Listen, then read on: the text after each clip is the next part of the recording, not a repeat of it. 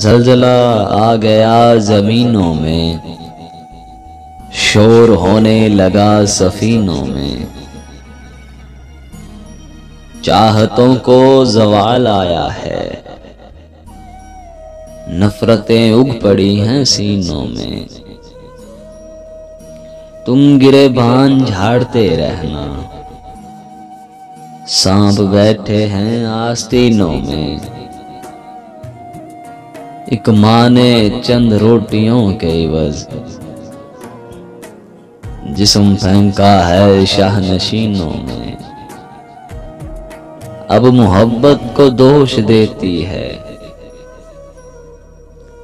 حاملہ آخری مہینوں میں۔ ایک خانہ بدوش لڑکی نے سانس پھونکی ہے دوربینوں میں۔ سسکیاں پلکوں پر سجائی ہیں، خواب رکھے ہیں آبگینوں میں۔ زندگانی سکون پاتی ہے، آخرش موت کے دفینوں میں۔ راکھ ہونا ہمیں سکھایا گیا، آگ بھر دی گئی حسینوں میں۔ کشتیاں ساحلوں پہ جلتی ہیں، کامیابی تماش بینوں میں۔ خاموشی شور کی اکائی ہے،